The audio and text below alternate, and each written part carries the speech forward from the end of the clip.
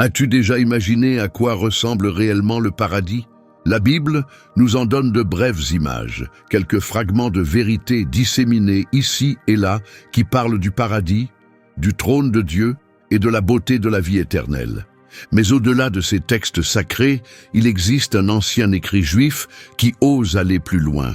Cet écrit s'appelle le livre d'Hénoch. Bien qu'il ne figure pas dans la Bible traditionnelle, le livre d'Hénoch fascine les lecteurs depuis des générations. Pourquoi? Parce qu'à travers ces pages, Hénoch raconte une expérience extraordinaire. Il a été emporté dans les cieux, plusieurs, et non un seul. Chaque niveau lui a révélé quelque chose de nouveau sur Dieu, l'univers, et ce qui attend l'humanité. Contrairement à l'idée que le paradis est un lieu unique, Hénoch décrit un monde spirituel à plusieurs couches. 10 cieux différents, chacun avec sa propre structure, sa fonction et son message. Certains étaient remplis de lumière et de paix. D'autres abritaient des êtres en attente du jugement divin. Ces scènes saisissantes offrent une vision à la fois magnifique et solennelle. Dans cette vidéo, nous allons suivre Hénoch et voir à travers ses yeux ce qui se trouve au-delà. En traversant chacun de ces royaumes célestes, nous irons plus loin que de simples descriptions. Nous poserons des questions profondes. Que révèlent ces visions sur la nature de Dieu? Que pouvons-nous apprendre sur la justice, l'au-delà et la manière dont nous devrions vivre aujourd'hui? Rejoins-nous pour découvrir les 10 cieux qu'Hénoch a vus. Son voyage a commencé avec le premier ciel, situé juste au-dessus de l'étendue qui sépare les eaux d'en bas de celles d'en haut. Ce concept d'un grand ciel ou d'un dôme vient des premiers versets de la Genèse, où il est décrit comme faisant partie de la création divine, séparant l'eau de l'eau. Quand Hénoch est arrivé à ce niveau, il a été émerveillé par ce qu'il a vu. Un océan immense, bien plus vaste et splendide que n'importe quelle mer terrestre. L'eau brillait d'une lumière céleste, un signe clair du pouvoir et de l'imagination du Créateur. Dans ce lieu surnaturel, Hénoch a rencontré un groupe d'anciens sages appelés les Anciens. Ces êtres rayonnaient d'autorité et de sagesse, incarnant l'ordre céleste. À leur côté se tenaient 200 anges, chacun chargé d'une mission particulière, guider et gérer le mouvement des étoiles dans le ciel. Ces anges agissaient avec un soin et une précision remarquables, veillant à ce que chaque étoile suive parfaitement le chemin tracé par Dieu. Ce premier aperçu du ciel a révélé à Hénoch l'harmonie et l'ordre parfait de l'univers. La mer infinie et les anges dévoués reflétaient un système sans faille, où tout obéissait au dessein divin. Ce fut une expérience puissante et bouleversante. Ce premier ciel offrait un aperçu de la beauté et de la précision de la création, où même les étoiles n'échappaient pas à la volonté divine. Hénoch comprit alors qu'il n'était qu'au début d'un voyage extraordinaire, un voyage qui allait le plonger encore plus profondément dans le mystère et la grandeur de Dieu. Lorsqu'il atteignit le 2e ciel, le contraste avec le premier royaume lumineux fut immédiat. Ce niveau était plongé dans une obscurité oppressante et inquiétante, bien plus profonde que tout ce que l'on peut connaître sur terre.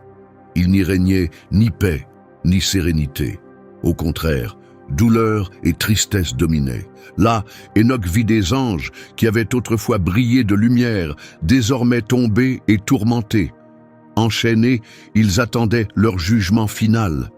Leurs visages, sombres et pleins de chagrin, exprimaient un profond remords, et leurs gémissements sans fin résonnaient dans tout l'espace, créant une atmosphère de désespoir. Témoin de cette souffrance, Hénoch se tourna vers les anges qui l'accompagnaient et leur demanda pourquoi ces êtres subissaient un tel châtiment. Ses guides lui répondirent « Ce sont ceux qui ont abandonné les commandements du Seigneur. Ils ont choisi leur propre voie et suivi leur chef, retenu dans le 5e ciel. » C'étaient les veilleurs, des anges qui avaient défié l'autorité de Dieu. Ils avaient quitté leur mission pour poursuivre leurs désirs personnels. Leur désobéissance ne les avait pas seulement conduits à la chute, mais avait aussi semé la destruction sur terre. C'est pourquoi ils avaient été condamnés à un jugement sévère. Le 2e ciel rappelait avec force le prix à payer pour s'être rebellé contre le divin. C'était un lieu où la justice régnait, où même les êtres les plus puissants n'échappaient pas aux conséquences de leurs actes. Pour Enoch, cette vision était un signe clair de la justice inébranlable de Dieu. Les cris des condamnés résonnaient encore dans son esprit, rappelant la gravité des choix faits pour ou contre le Très-Haut. Après cette scène bouleversante, Enoch entra dans le troisième ciel, un endroit radicalement différent. Contrairement à l'obscurité et à la détresse du deuxième royaume, celui-ci rayonnait de paix et de beauté. Il s'appelait le paradis, et il débordait de la lumière de la grâce divine. En arrivant, Enoch découvrit un paysage à couper le souffle, rempli de vie. D'immenses arbres, couverts de fleurs aux couleurs infinies, se dressaient tout autour. L'air était parfumé de leurs arômes. Leurs fruits, imprégnés d'énergie divine, pendaient en abondance. Des ruisseaux de miel, de lait, d'huile et de vin coulaient doucement sur le sol, emplissant le royaume d'une sensation d'abondance parfaite. Au centre de ce jardin céleste se trouvait l'arbre de vie. Majestueux, ses branches brillaient d'or et de rouge profond. Ses racines s'enfonçaient jusqu'aux confins de la terre. L'arbre dégageait une beauté sacrée et indescriptible, un symbole puissant de la bonté infinie de Dieu. Les anges expliquèrent à Enoch que ce jardin céleste avait été créé pour les fidèles, ceux qui vivaient selon la loi divine. Ceux qui aidaient les pauvres, nourrissaient les affamés, habillaient les démunis et marchaient avec humilité et droiture devant Dieu. Le paradis était leur héritage éternel, un lieu de paix et de joie, bien au-delà de tout ce que le monde pouvait offrir. Mais le troisième ciel ne contenait pas que de la beauté. Enoch fut aussi conduit à son extrémité nord, une zone très différente du jardin luxuriant. Cette région était sombre, effrayante et pleine de tourments. Des rivières de feu brûlant coulaient sans fin et les flammes ne s'éteignaient jamais. C'est là que les âmes des personnes ayant vécu dans le mal, celles qui avaient adoré des idoles, pratiqué la magie ou commis des péchés graves, étaient envoyées pour une punition éternelle. Cette vision terrifiante rappelait le concept biblique de l'enfer. Elle rappelait à Enoch et à tous ceux qui entendraient plus tard son récit les conséquences graves d'une vie détournée du chemin de Dieu. Dans le quatrième ciel, Enoch eut la permission d'assister à une vision saisissante de la manière dont l'univers est gouverné avec soin. Ce niveau était rempli de mouvements et de buts, où le soleil, la lune et les étoiles suivaient des trajectoires parfaites, dirigées par des êtres célestes. Enoch fut émerveillé par l'éclat du soleil, dont la lumière brillait 7 fois plus fort que celle de la lune. Chaque lumière dans le ciel se déplaçait exactement comme prévu, marquant le temps avec un rythme constant et une stabilité absolue. Il vit d'innombrables anges chargés de guider le soleil et la lune, accomplissant leurs tâches avec une précision totale. Ces anges servaient fidèlement, veillant à ce que tout dans les cieux reste en parfaite harmonie. Avec admiration, Enoch décrivit 4 grandes étoiles qui accompagnaient le soleil, chacune suivie d'un cortège de 1000 étoiles plus petites. Lorsque la nuit tombait, des anges aux 6 ailes, enveloppés de flammes, prenaient position pour conduire le char du soleil à travers les cieux. Ce 4e ciel révéla à Enoch l'extraordinaire structure qui se cache derrière l'univers visible. Ce qui le frappa le plus ne fut pas seulement l'éclat du soleil ou la lumière douce de la lune. C'était la coordination parfaite de chaque élément, les étoiles, le vent, la lumière. Tout bougeait ensemble comme une symphonie grandiose, reflet de la sagesse et de la puissance de celui qui a tout créé. Enoch comprit que rien ne se produisait par hasard. Chaque lever de soleil, chaque phase lunaire, chaque mouvement céleste suivait un plan divin parfait. À ses yeux, le 4e ciel ressemblait à une musique cosmique, une œuvre magistrale soigneusement équilibrée par la main de Dieu. C'était une vision puissante qui révélait à quel point la volonté de Dieu façonnait l'univers. Mais lorsqu'Enoch entra dans le 5e ciel, le ton changea. Ce royaume portait une tristesse profonde, peuplé d'êtres accablés par l'échec et le chagrin. Là, Enoch se retrouva face aux Grigori, connus aussi sous le nom de veilleurs, des anges qui avaient autrefois occupé de hautes fonctions dans le royaume céleste de Dieu. Ces anges avaient reçu pour mission de veiller sur l'humanité. Mais ils cédèrent au désir et abandonnèrent leur mission divine. Ils descendirent sur terre, prirent des femmes humaines pour épouses et donnèrent naissance aux Néphilim, une race de géants qui provoqua la destruction et le mal parmi les hommes. Enoch vit les Grigori debout dans un silence pesant, immense et figé, leur visage autrefois magnifique, marqué par la douleur et la tristesse profonde. Autrefois glorieux et puissants, ils portaient désormais les cicatrices de leur rébellion, écrasés par les conséquences terribles de leurs actes. Les anges qui guidaient Enoch lui expliquèrent que les Grigori avaient été condamnés à cet état de deuil. Leur châtiment n'était pas seulement physique, il était aussi émotionnel et spirituel. Ils avaient reçu un grand pouvoir, mais leur trahison avait semé la souffrance et le désordre, et désormais ils attendèrent le jugement final, sans aucun espoir de retour. Pour Enoch, c'était une leçon puissante. Dans ce 5e ciel, il comprit que même les êtres les plus forts et les plus honorés pouvaient tomber s'ils s'éloignaient de Dieu. Personne n'échappe à la justice divine, notamment pas les anges. La vision de ces veilleurs déchus, autrefois remplis d'orgueil, désormais enfermés dans la tristesse, rappela à Enoch le prix élevé d'un chemin détourné du Seigneur. Leur silence en disait long, et leur punition restait un avertissement glaçant sur la responsabilité liée à un appel divin et les conséquences lorsqu'il est rejeté. Le 6e ciel, lui, était baigné d'une lumière et d'une paix inégalée, un royaume où la beauté divine et l'ordre parfait étaient visibles partout. Enoch fut saisi d'émerveillement en contemplant l'éclat de ce lieu, où chaque détail reflétait la gloire de Dieu. Dans ce royaume resplendissant, 7 groupes d'anges se consacraient à l'étude profonde et à la compréhension de l'univers. Ces êtres célestes observaient attentivement les cieux, suivant le mouvement des étoiles, les cycles célestes et les phases changeantes de la lune. Leur rôle était de veiller à ce que tout reste en harmonie, exactement comme Dieu l'avait voulu.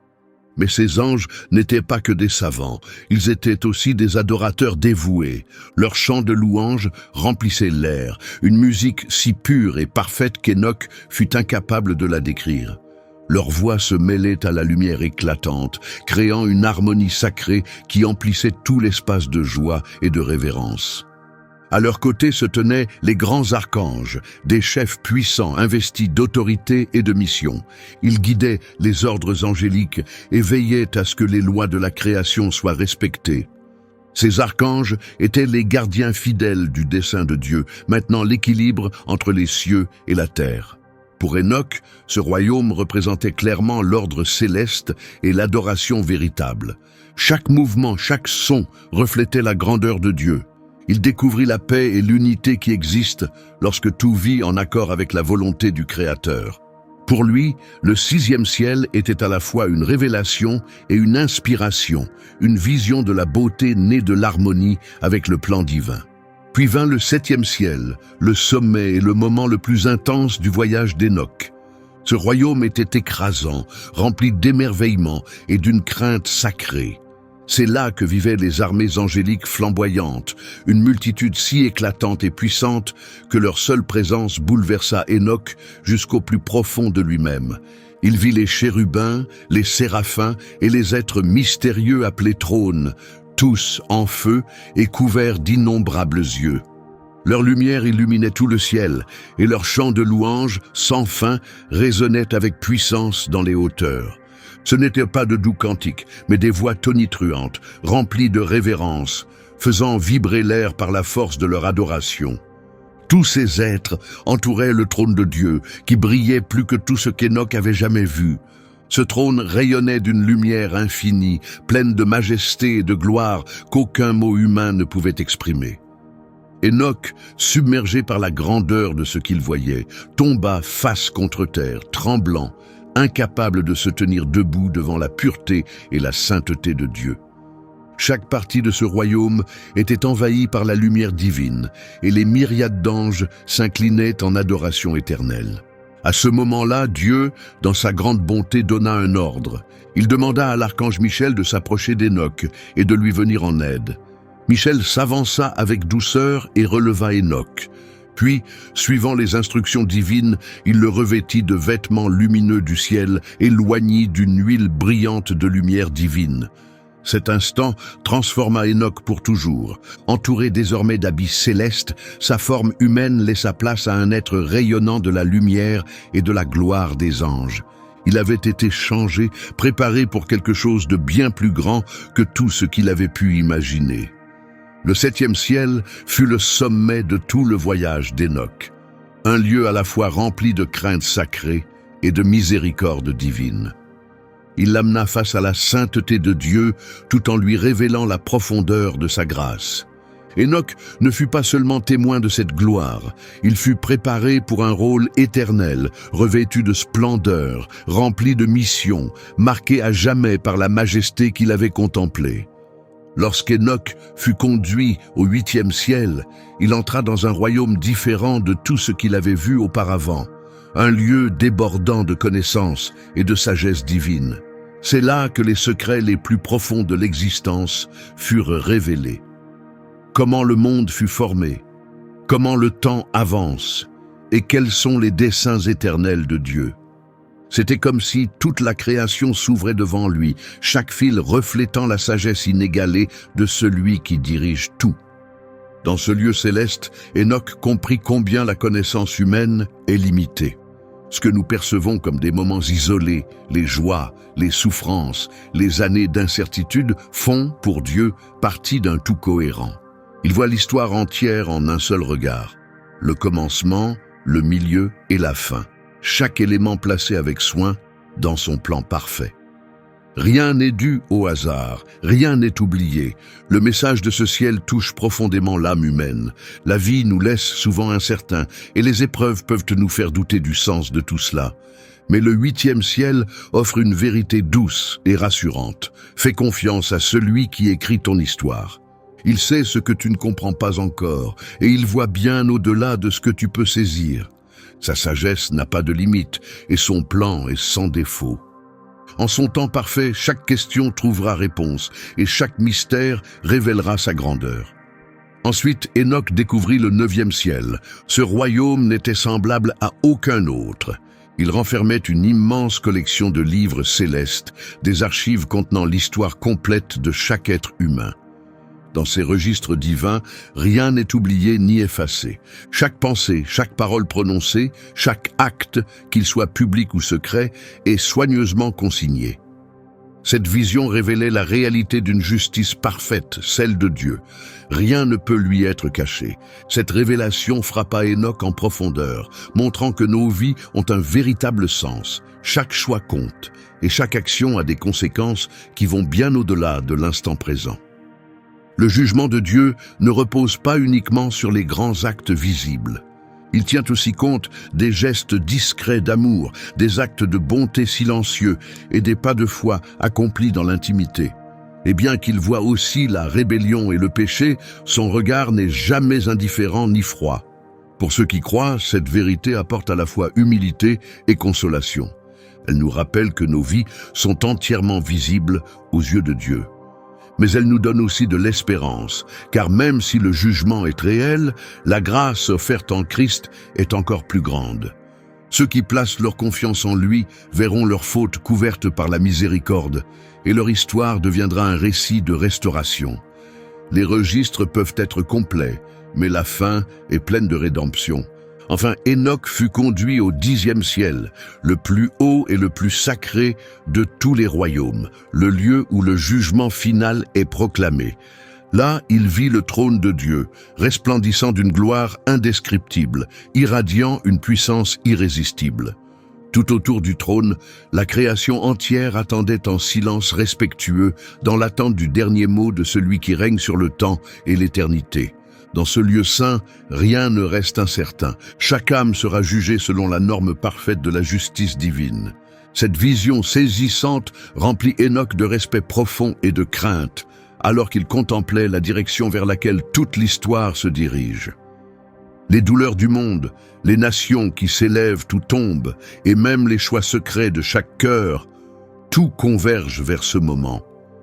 Ce jour-là, ceux qui seront restés fidèles, marchant dans la confiance et l'obéissance, entreront dans une joie éternelle en présence de Dieu. Mais ceux qui auront choisi de s'éloigner de lui connaîtront une séparation de sa lumière et la tristesse d'une perte sans fin. Ce 10e ciel marqua la fin du voyage extraordinaire d'Hénoch et nous laissa une vérité puissante. L'éternité n'est pas une illusion. Nos décisions ont du poids et la parole de Dieu ne faillira jamais. Ce message ne nous invite pas à attendre, mais à aligner notre vie sur sa volonté tant qu'il est encore temps. La vision d'Hénoch des 10 cieux est bien plus qu'un récit ancien. C'est le reflet d'une réalité spirituelle intemporelle. Elle nous enseigne que Dieu règne sur tout, du plus petit flocon de neige aux galaxies en mouvement. Elle confirme que la vraie justice est certaine et qu'aucun mal ne restera caché pour toujours. Elle promet le paradis à ceux qui restent fidèles, offrant une joie inimaginable à ceux qui persévèrent dans la foi. Elle nous montre que l'adoration est au cœur même du ciel, le but profond de notre existence. Et elle nous rappelle que chaque mot, chaque geste est consigné et que le jour du jugement approche. Pour nous, le voyage d'Hénoch est une invitation à vivre avec l'éternité en tête, à regarder au-delà des luttes quotidiennes pour fixer nos yeux sur la gloire à venir. Mais la vraie question n'est pas seulement qu'a vu Hénoch. La question la plus profonde est comment allons-nous réagir à ce qu'il a vu? Le ciel est réel, le jugement est certain, et les promesses de Dieu ne failliront jamais. Alors, quelle partie de la vision d'Hénoch touche le plus ton cœur? Est-ce la beauté du paradis du 3e ciel, l'avertissement de la prison du 2e ciel, ou la majesté bouleversante du trône du 7e ciel? Quelle qu'elle soit, que cette vision réveille quelque chose en toi et t'invite à marcher plus près du Dieu qui règne sur les 10 cieux et bien au-delà. Le mot paradis, rien que le prononcer peut nous remplir d'espérance. Il apporte du réconfort, éveille l'émerveillement et touche quelque chose de plus profond que les mots ne peuvent exprimer. À travers les cultures et les croyances, le paradis est perçu comme un lieu de beauté parfaite, de paix infinie, et comme la demeure ultime où l'âme peut enfin se reposer pleinement. Pour d'innombrables croyants, il représente l'accomplissement de toutes les promesses, la réalisation de chaque rêve et l'endroit où la justice triomphe enfin. Mais qu'est-ce que le paradis en réalité? Est-ce seulement une image poétique née du désir humain ou bien un lieu réel, une demeure éternelle, décrite avec clarté dans les Saintes Écritures? Dans cette vidéo, nous allons entreprendre un voyage réfléchi à travers les multiples aspects du paradis. Nous explorerons la richesse des récits bibliques, nous méditerons sur des vérités théologiques profondes et nous découvrirons la puissance spirituelle de ce royaume sacré. Tout au long de ce parcours, nous prendrons le temps de réfléchir aux témoignages de ceux qui affirment avoir entrevu la beauté du paradis. Nous aborderons aussi les combats invisibles qui s'y déroulent et nous contemplerons l'incroyable promesse de rédemption que le paradis offre à chaque croyant. À la fin de cette exploration, nous espérons offrir une vision du paradis profondément ancrée dans l'Écriture, qui résonne puissamment avec les désirs les plus profonds du cœur humain. La Bible nous donne l'image la plus claire et la plus fiable de ce qu'est réellement le paradis. Et pourtant, même en révélant tant de choses, elle nous laisse aussi dans l'émerveillement et avec certaines questions sans réponse. Dès la toute première phrase, « Au commencement, Dieu créa les cieux et la terre », nous sommes introduits à la notion des cieux. Ce mot ne désigne pas seulement le ciel visible ou les étoiles au-dessus de nous, mais aussi quelque chose qui dépasse le monde matériel. En parcourant les Écritures, nous découvrons que le paradis est bien plus qu'un lieu dans le ciel. C'est la demeure sainte de Dieu, la maison de ses anges, et le lieu de repos éternel pour ceux qui l'a racheté. L'un des aperçus les plus fascinants du paradis se trouve dans le témoignage de l'apôtre Paul. Dans 2 Corinthiens 12, 2 à 4, il parle d'un homme généralement compris comme étant lui-même, qui a été enlevé jusqu'au 3e ciel. Il reconnaît ne pas savoir si cela s'est produit dans son corps ou en esprit. Mais l'expérience fut si bouleversante qu'il ne put la décrire avec des mots humains. Ce troisième ciel est généralement compris comme le niveau le plus élevé du paradis, l'endroit où la présence de Dieu est pleinement manifeste. Paul l'appelle paradis, évoquant l'image d'un jardin parfait, un lieu de paix, de joie et de communion profonde avec le Créateur. Le livre de l'Apocalypse offre des images encore plus vivantes du paradis. Dans une vision puissante, l'apôtre Jean voit un nouveau ciel et une nouvelle terre, où toute douleur et toute tristesse ont disparu. Il décrit une ville sainte, la Nouvelle Jérusalem, brillant comme une pierre précieuse, avec des rues en or si pures qu'elles paraissent transparentes. Les portes sont faites de perles, et chaque détail reflète la beauté, la perfection et la sainteté. Ces images ne sont pas de simples symboles, mais des façons de nous aider à imaginer un lieu qui dépasse tout ce que nous connaissons. Le paradis, dans toute sa splendeur, est bien plus grand que ce que nous pouvons exprimer. Même Paul admettait que ce qu'il avait entendu lors de sa visite céleste ne pouvait être exprimé, cela dépassait le langage humain. Cela nous montre que certaines réalités du paradis sont si divines, si élevées, au-dessus de notre compréhension, que Dieu a choisi de ne nous en révéler que des fragments. Ces aperçus sont là pour éveiller nos cœurs à la révérence et au désir. Ils nous invitent à espérer avec foi et impatience la pleine révélation du royaume éternel de Dieu. L'idée qu'il existe plusieurs cieux apparaît dans de nombreux écrits bibliques et théologiques. La mention par Paul d'un troisième ciel suggère l'existence d'au moins deux autres. Mais que sont ces différents cieux et en quoi sont-ils uniques? Le premier ciel est généralement compris comme étant l'atmosphère, le ciel que nous voyons chaque jour. C'est là que voguent les nuages et volent les oiseaux. Ce ciel nous rappelle en permanence la créativité de Dieu et la beauté du monde naturel. Le deuxième ciel est souvent associé à l'espace, le vaste univers rempli d'étoiles, de planètes et de galaxies. Il s'étend bien au-delà de ce que l'œil humain peut percevoir et témoigne de la grandeur et de la magnificence de la création. Le troisième ciel, lui, revêt la plus grande importance. C'est la demeure éternelle de Dieu, le lieu de son trône et la destination finale de tous les rachetés. Il est souvent appelé paradis, le même mot que Jésus utilisa en s'adressant aux criminels repentis sur la croix. Aujourd'hui, tu seras avec moi dans le paradis. Ce ciel suprême est le lieu le plus saint et sacré de toute l'existence, où la gloire de Dieu est révélée dans toute sa plénitude. Le concept de cieux multiples nous aide à mieux comprendre la structure de l'univers spirituel. Il nous montre que le paradis n'est pas un endroit simple, mais une réalité en plusieurs niveaux, chacun avec un but précis. Les premiers et deuxièmes cieux font partie de la création physique, mais le troisième ciel est hors du temps et de l'espace, dans le domaine de l'éternité. Le paradis n'est pas silencieux ni vide, il déborde de vie, habité par des êtres merveilleux, remplis de force, de sagesse et de beauté. Les habitants les plus connus du paradis sont les anges, des créatures spirituelles créées par Dieu pour le servir et accomplir sa volonté. Le mot ange vient du grec angelos qui signifie messager. Tout au long de la Bible, les anges apparaissent comme porteurs de messages divins, défenseurs du peuple de Dieu et instruments de sa justice. Un ange bien connu, Gabriel, annonça la naissance de Jésus à Marie. Un autre, Michel, est présenté comme un puissant guerrier, chef des armées célestes dans leur combat contre le mal. Mais les anges ne sont pas les seuls habitants du paradis. L'Écriture parle aussi d'une nuée de témoins, des croyants qui nous ont précédés et qui vivent désormais dans la présence de Dieu.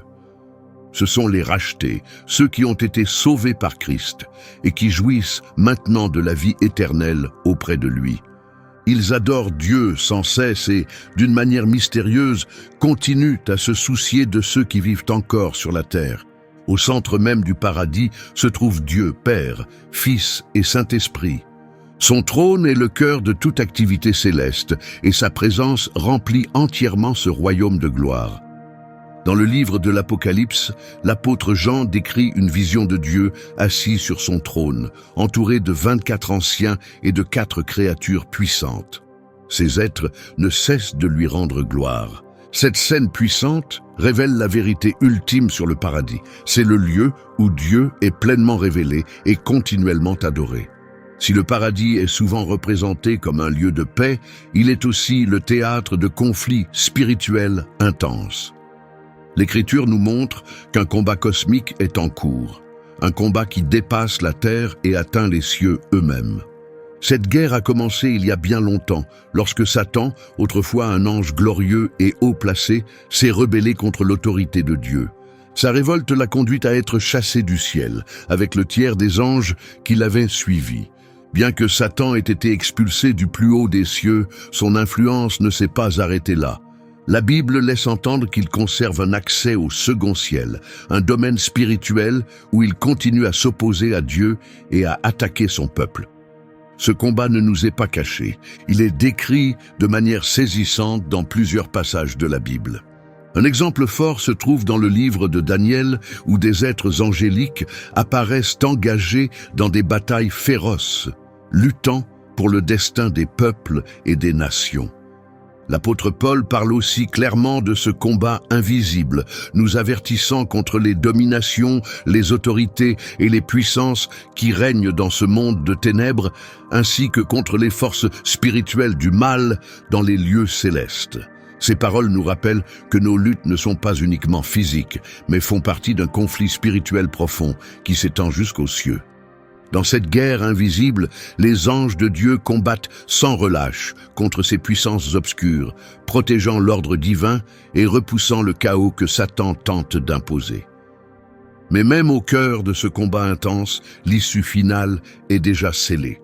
Dans Apocalypse 12, 10 à 12, il est dit qu'un jour viendra où Satan sera définitivement précipité sur la terre, marquant la victoire ultime de Dieu.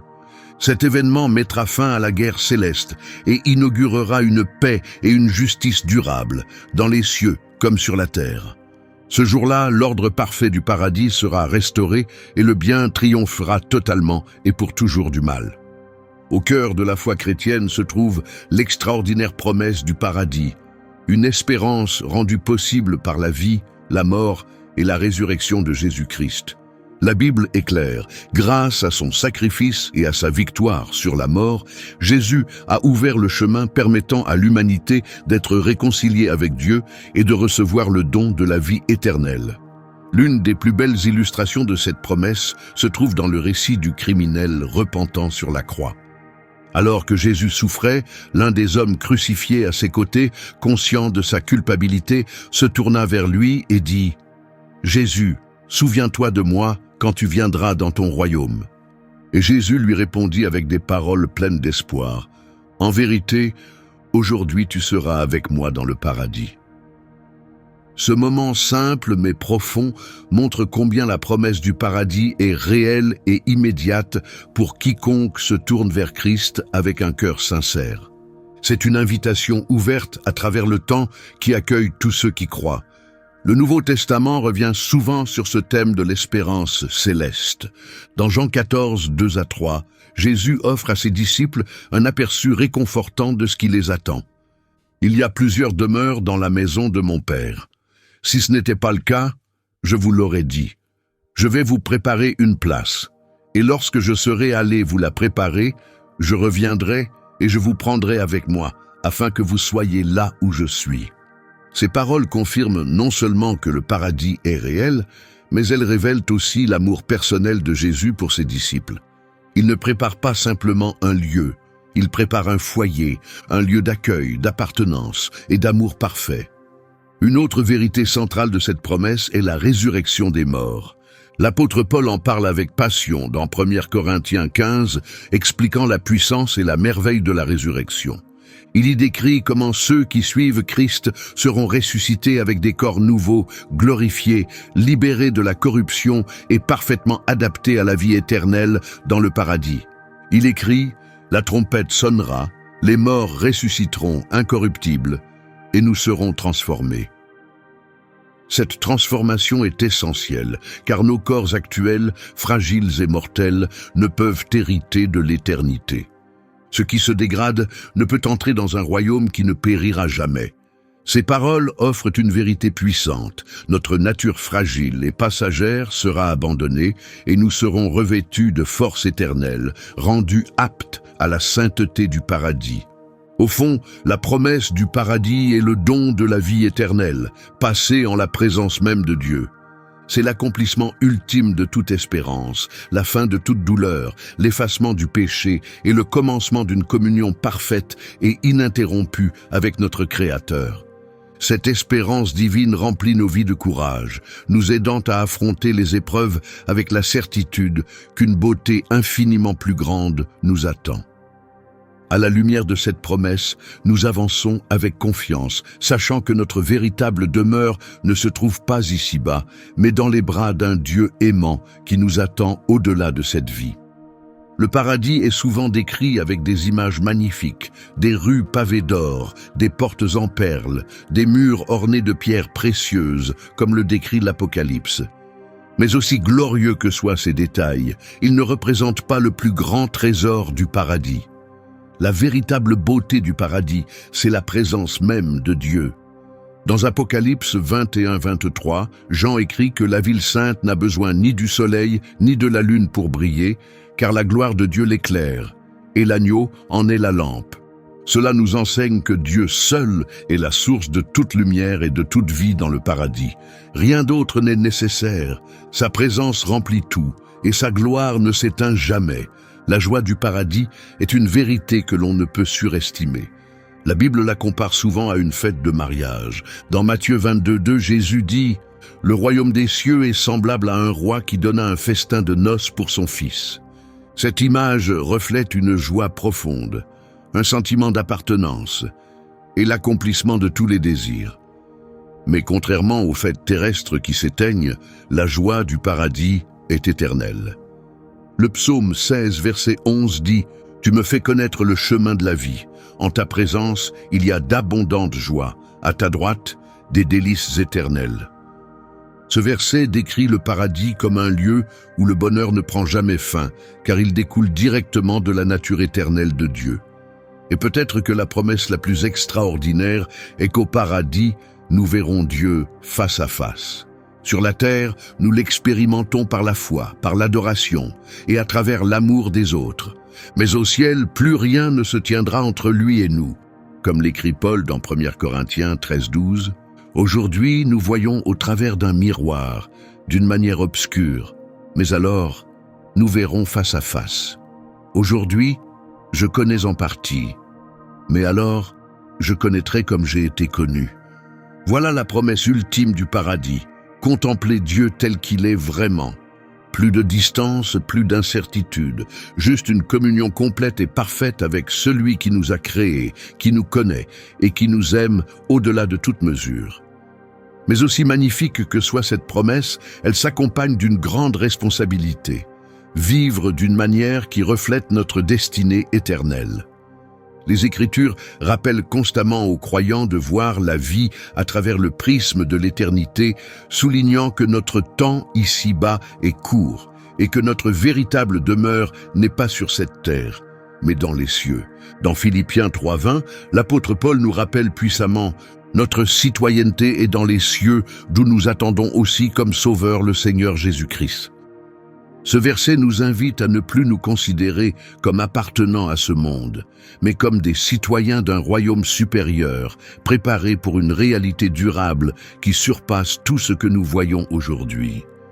Nos valeurs, nos décisions et nos actions quotidiennes devraient donc refléter les priorités de notre véritable patrie. Vivre avec le paradis en perspective ne concerne pas seulement l'espérance future, cela transforme notre vie présente. Cette attente doit nous conduire à rechercher la sainteté. L'apôtre Pierre insiste sur cet appel dans sa 2e lettre. Puisque tout cela est destiné à être détruit, quelle sorte de personne devez-vous être? Vous devez mener une vie sainte et pieuse, en attendant et en hâtant l'avènement du jour de Dieu. Et il ajoute, nous attendons, selon sa promesse, de nouveaux cieux et une nouvelle terre où la justice habitera. Les paroles de Pierre nous rappellent que ce monde présent est temporaire. Alors que nous attendons l'accomplissement des promesses de Dieu, Nous sommes appelés à vivre d'une manière qui reflète la pureté et la justice de son royaume à venir. La réalité du paradis devrait inspirer des vies intègres et fidèles. De plus, l'espérance du paradis nous donne de la force dans les moments difficiles. Paul, qui a connu souffrance et persécution, partage une perspective qui dépasse la douleur. Il dit « J'estime que les souffrances du temps présent ne sauraient être comparées à la gloire à venir qui sera révélée en nous. » Cette vérité apporte un profond réconfort. Savoir que le paradis nous attend nous permet d'endurer les épreuves avec patience et courage. Ce que nous traversons aujourd'hui est peu de choses comparé à la récompense éternelle qui nous est réservée. Mais cette espérance céleste porte aussi une autre mission. Elle doit éveiller en nous le désir de partager le message du salut. Si le paradis est réel, aussi magnifique et joyeux que l'Écriture le décrit, alors l'acte le plus aimant que nous puissions faire est d'inviter les autres à nous y rejoindre. Jésus a confié cette mission à ses disciples dans Matthieu 28, 19 à 20. « Allez, faites de toutes les nations des disciples. » Ce commandement, connu sous le nom de Grande Commission, est enraciné dans la réalité du ciel et dans le désir de Dieu que tous les peuples en fassent l'expérience. Parler de Jésus n'est pas qu'un devoir, c'est un acte d'amour. C'est une invitation sincère pour que d'autres découvrent la vie éternelle, la joie et la paix dans la présence de Dieu. Lorsque nous accueillons pleinement la vérité du paradis, notre vie change profondément. Nous trouvons un sens nouveau, nous poursuivons la sainteté et nous annonçons l'Évangile autour de nous. Une vie façonnée par la réalité du paradis devient un témoignage vivant, la preuve que Dieu transforme les cœurs et apporte la lumière dans un monde en détresse. Comme nous l'avons vu à travers cette exploration des Écritures et de la théologie, le paradis est bien plus qu'une idée réconfortante. C'est un lieu réel, un royaume de beauté, de joie et de paix éternelle. Mais au-delà de toutes ces merveilles, le paradis est le lieu où Dieu réside, là où ses promesses prennent vie et où ceux qu'il a rachetés habiteront pour toujours. Le paradis ne concerne pas uniquement ce qui vient après la mort. C'est une vérité qui transforme dès maintenant notre manière de vivre. Il nous appelle à tourner nos regards vers l'éternité, à marcher dans la pureté et à apporter l'espérance du salut à ceux qui nous entourent. Le paradis donne de la force dans l'épreuve, de la joie au milieu des tourments et une paix profonde à travers l'assurance que notre avenir est entre les mains du Christ. Au final, la plus belle partie du paradis, ce ne sont pas les rues en or ou les portes en perles. C'est d'être avec Dieu, le voir face à face, l'adorer sans l'ombre du péché et vivre pour toujours dans son amour et sa présence rayonnante. Voilà le plus grand don du paradis. Alors que nous concluons ce voyage de réflexion, attachons-nous fermement à l'espérance que le paradis nous offre. Qu'elle alimente notre engagement à vivre fidèlement, à aimer profondément et à servir avec joie. Attendons avec foi le jour où nous entendrons la voix de notre Sauveur dire « Bien joué, bon et fidèle serviteur, entre dans la joie de ton Maître ». Que la promesse du paradis remplisse ton cœur de paix et donne un nouveau sens à ta vie, alors que tu avances vers le jour où tu seras enveloppé dans l'étreinte éternelle d'un Dieu d'amour. Et pendant que nous marchons ensemble vers cette promesse divine, nous t'invitons à faire partie de notre communauté. Abonne-toi à notre chaîne et reste connecté pour plus de contenu qui fortifie ton esprit et nourrisse ta foi. Continuons de marcher ensemble sur ce chemin, partageant l'espérance et la joie que notre foi en Dieu nous apporte. Rien que le mot « paradis » éveille en nous quelque chose de profond. Il évoque des images lumineuses, un lieu paisible, rempli d'anges, de musique et de lumière sans fin. Peut-être imagines-tu les retrouvailles avec des êtres chers perdus, la fin de la douleur et la paix enfin régnante, alors que nous entrons dans la joie éternelle. Mais que dit réellement l'Écriture à propos du paradis? Est-ce simplement des nuages, des harpes et des auréoles comme le montrent les films? Reconnaîtrons-nous ceux que nous avons aimés? À quoi ressemblera l'éternité et que ferons-nous là-bas? Beaucoup de nos idées viennent de l'art, de la fiction ou de traditions humaines. Et si ces images peuvent apporter du réconfort, elles ne reflètent pas toujours la vérité révélée par la parole de Dieu. Cela peut parfois nous laisser dans la confusion ou l'illusion. La Bible, elle, nous offre des aperçus du paradis bien plus merveilleux que tout ce que nous pourrions imaginer. Elle nous donne des réponses concrètes et nous montre une espérance ancrée, non dans un rêve, mais dans la vérité. Dans cette série, je veux t'inviter à un voyage biblique vers la réalité du paradis. Ensemble, nous explorerons ce que dit l'Écriture sur sa beauté, sur le rôle des croyants dans l'éternité et sur les plus grands mythes qui obscurcissent notre compréhension. Ma prière, c'est que ce voyage éveille en toi une admiration plus profonde et un désir sincère pour ta demeure éternelle. Qu'il t'aide à vivre avec plus de sens, de courage et d'espérance aujourd'hui, sachant que le paradis est réel et qu'il t'attend. Alors, es-tu prêt à commencer ce voyage? Plongeons ensemble dans la merveille, le mystère et la puissante promesse du paradis. La Bible, surtout dans les chapitres 21 et 22 de l'Apocalypse, nous offre une description saisissante de la réalité physique du ciel. L'apôtre Jean, par une vision divine, décrit la nouvelle Jérusalem, une cité sacrée descendant du ciel, rayonnante et magnifique comme une épouse parée pour son époux. Ses dimensions et sa splendeur dépassent l'imagination. Plus de 2200 kilomètres en longueur, largeur et hauteur. Ses murailles sont en jaspe, ses portes formées de perles uniques, et ses rues d'un or si pur qu'elles ressemblent à du verre transparent. Les fondations de la ville sont ornées de pierres précieuses éclatantes, jaspe, saphir, émeraude, améthyste et bien d'autres, chacune rayonnant de la gloire de Dieu. Cette cité céleste n'a besoin ni du soleil ni de la lune. La lumière de Dieu lui-même et celle de l'agneau Jésus-Christ l'illuminent entièrement.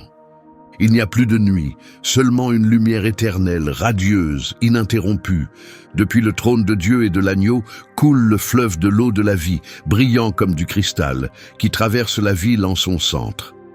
De chaque côté pousse l'arbre de vie, offrant guérison et restauration aux nations.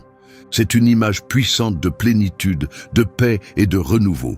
Mais plus que les pierres précieuses ou les rues d'or, la plus grande beauté du paradis réside ailleurs. Comme le révèle Apocalypse 21:3, « Voici le tabernacle de Dieu avec les hommes, il habitera avec eux. » L'essence du paradis, c'est la présence ininterrompue, face à face de Dieu.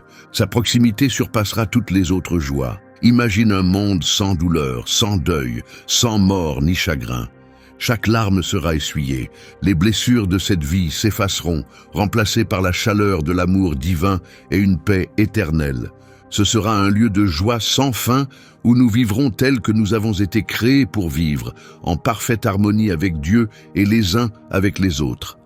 Et la vie que nous y mènerons sera loin d'être ennuyeuse ou passive.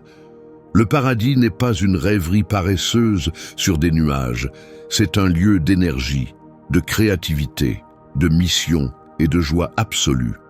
La Bible décrit le paradis comme un royaume d'activité profonde où nous adorerons, servirons, explorerons et régnerons avec Dieu.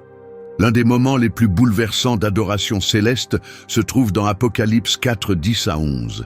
Les anciens se prosternent devant le trône de Dieu, déposent leur couronne et proclament « Tu es digne, notre Seigneur et notre Dieu, de recevoir la gloire, l'honneur et la puissance, car tu as créé toutes choses, et c'est par ta volonté qu'elles existent. » Cette scène révèle que l'adoration est au centre du ciel, là où toute la création reconnaît la grandeur incomparable de Dieu. Nous aussi, nous participerons à ce chant éternel, rempli d'émerveillement. Mais l'adoration ne sera ni monotone ni répétitive. Chaque instant passé en présence de Dieu révélera quelque chose de nouveau, une autre facette de son amour parfait, de sa sagesse infinie, de sa sainteté éclatante. Et chaque révélation suscitera une joie nouvelle, une adoration plus profonde, un amour plus grand. Imagine-toi debout devant Dieu, submergé par sa bonté et sa majesté, inondé d'une joie qui ne s'arrête jamais. L'adoration ne sera pas simplement des chants, ce sera une relation vivante, grandissante, éternelle avec le Créateur. L'Écriture nous dit aussi que les croyants ne feront pas que louer. Ils régneront avec Christ dans le monde à venir. Ce rôle futur est rempli de sens et de but. Ceux qui auront persévéré dans cette vie recevront des responsabilités dans la suivante. Dans 2 Timothée 2,12, Paul écrit « Si nous persévérons, nous régnerons aussi avec lui ». Et dans Apocalypse 5,10, « Tu as fait de nous un royaume de prêtres, et nous régnerons sur la terre. » Mais ce règne ne sera pas une domination égoïste. Il s'agira de servir le royaume de Dieu avec justice et vérité, reflétant son amour et sa droiture en tout. Dans l'éternité, les croyants seront chargés de prendre soin de la création renouvelée en tant qu'intendants fidèles, apportant gloire à Dieu et joie à son peuple. Tout comme Adam et Ève devaient cultiver le jardin avant la chute, nous retrouverons un but saint, riche et profond dans les nouveaux cieux et la nouvelle terre. Chaque mission confiée sera remplie de joie, sans aucune trace de frustration, d'échec ou de souffrance. Ce règne avec Christ ne sera pas seulement un prolongement de l'adoration, il en sera l'expression même. Tout ce que nous ferons glorifiera Dieu. Libérés du péché et de la douleur, nous vivrons enfin la vie pour laquelle nous avons été créés, en coopération parfaite avec Dieu, régnant à ses côtés dans une paix et une joie éternelle. Le paradis sera bien plus qu'un simple lieu de repos. Ce sera un royaume débordant de créativité, de mission et de joie. Plutôt qu'un endroit de loisirs passifs, le paradis poursuivra le dessein initial de Dieu pour l'humanité. Dans nos corps glorifiés, libérés de la maladie, de la faiblesse et des limites, nous pourrons enfin exprimer pleinement les talents et les rêves que Dieu a déposés en nous, sans aucune entrave.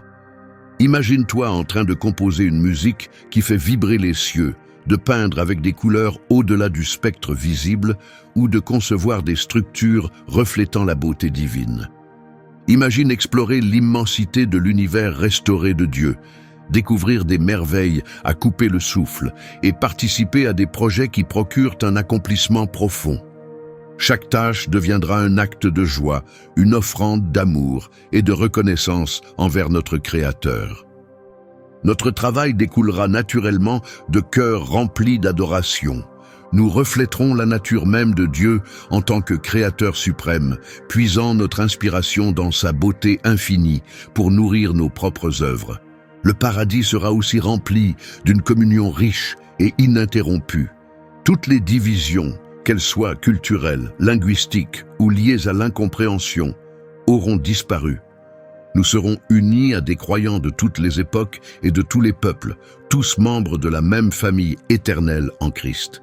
Imagine-toi assis aux côtés d'Abraham, écoutant son témoignage de vive voix ou discutant avec Ruth et Marie de leur foi audacieuse et de leur confiance inébranlable. Les saints de la Bible ne seront plus des personnages lointains, mais des frères et sœurs aimés que nous connaîtrons et chérirons. Et nos relations ne cesseront de grandir, nourries par l'adoration commune, l'amour pur et l'unité parfaite. Chaque conversation portera la paix du ciel, marquée par l'honnêteté, la compassion et la joie profonde. Bien que la Bible nous offre de magnifiques aperçus de ce qui nous attend, la culture populaire propage souvent des images erronées de l'au-delà. Clarifions quelques idées fausses répandues. Idée fausse numéro 1, le mariage éternel et les rôles familiaux terrestres. Allons-nous reconnaître nos proches au paradis? L'Écriture semble l'indiquer. Dans le récit de l'homme riche et de Lazare, Jésus montre que l'homme reconnaît Lazare et même Abraham. Cela suggère la continuité de l'identité et de la mémoire, nous apportant la consolation que nos liens ne seront pas effacés dans l'au-delà. Mais Jésus donne aussi une précision importante. Dans Matthieu 22, il enseigne que le mariage tel que nous le connaissons n'existera plus au paradis. Les institutions terrestres, comme le mariage, ont été créées pour cette vie, mais elles pointent vers une réalité éternelle, bien plus profonde. Lorsque les Sadducéens interrogèrent Jésus sur le mariage après la résurrection, il répondit que les ressuscités ne se marieront pas, mais seront comme les anges dans le ciel. Cela ne signifie pas que nos liens affectifs disparaîtront. Ils seront transformés, approfondis, purifiés. Au paradis, notre relation la plus importante sera avec Christ, car tous les croyants formeront ensemble son épouse. Cette union spirituelle avec Christ comblera chaque désir et offrira une proximité bien plus grande que tout ce que nous avons connu. Nous vivrons aussi une unité parfaite avec chaque croyant, aimant sans jalousie, sans blessure et dans une paix totale. Bien que le mariage terrestre n'existera plus tel quel, les liens que nous avons en Christ seront renouvelés et perfectionnés dans notre dévotion commune à Dieu. Idée fausse, numéro 2, les portes du paradis et Saint-Pierre comme gardien. De nombreuses histoires représentent Saint-Pierre debout aux portes du paradis, avec un livre à la main cochant les noms. Mais la Bible raconte autre chose. Entrer au paradis ne dépend pas d'une liste, c'est un don de la grâce de Dieu reçu par la foi en Jésus. Comme Paul l'explique dans Éphésiens 2, 8-9, c'est par grâce que nous sommes sauvés, par la foi et non par nos œuvres, afin que personne ne puisse s'en vanter. Dans Apocalypse 21-25, on apprend que les portes de la Nouvelle Jérusalem ne seront jamais fermées. Cela montre que le royaume de Dieu reste toujours ouvert à ceux qui ont été rachetés par Christ. Les grandes portes en perles mentionnées dans Apocalypse 21-21 ne sont pas là pour exclure.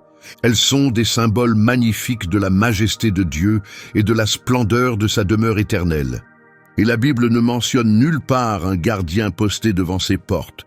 Jésus est l'unique chemin vers le paradis. Il est la vérité et la vie, et c'est seulement par lui que l'on peut entrer.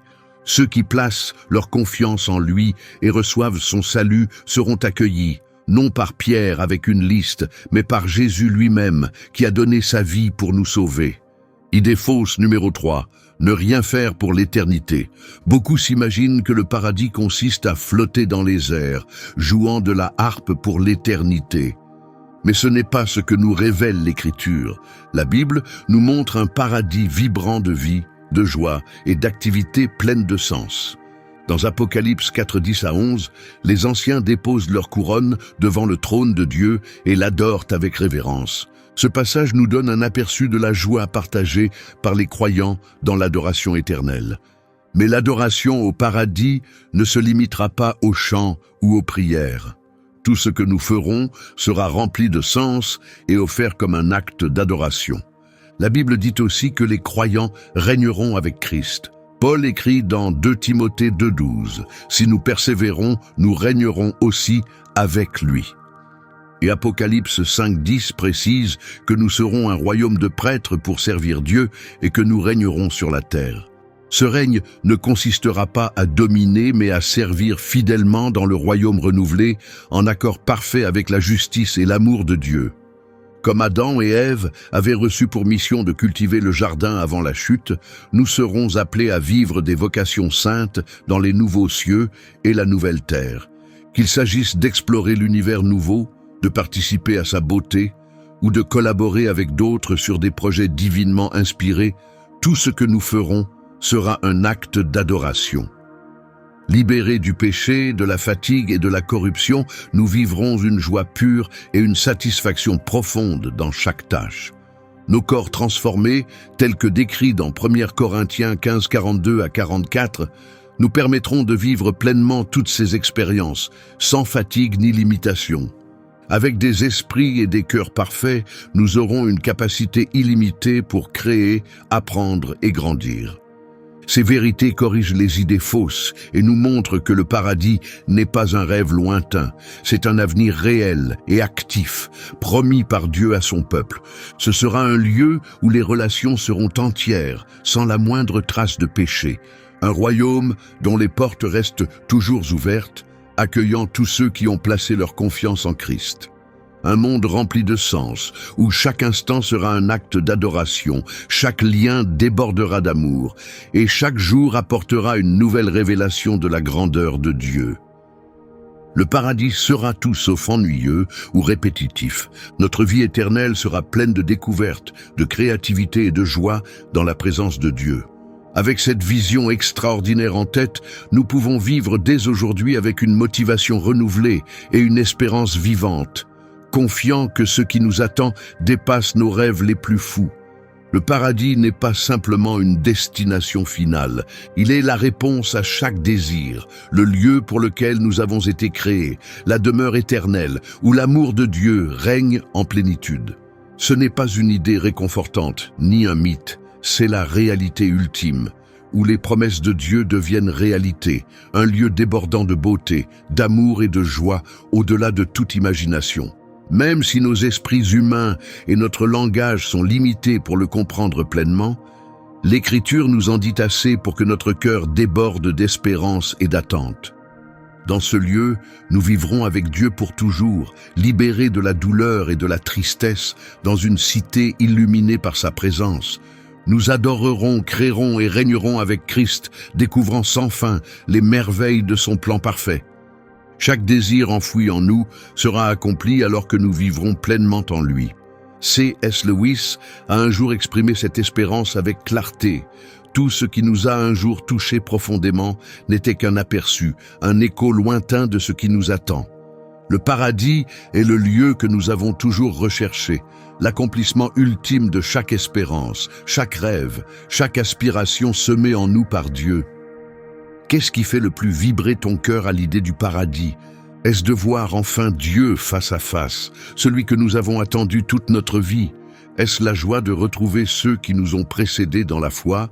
Ou peut-être la promesse d'un nouveau départ, d'une paix parfaite et d'aventures sans fin dans un monde où la douleur n'existe plus?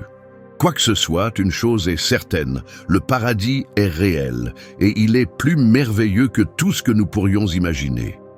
La Bible nous en montre des aperçus, pas seulement d'un lieu, mais d'une personne, Jésus. Et il est parti en avant pour nous préparer cette demeure éternelle, où nous vivrons dans une joie complète, pour toujours.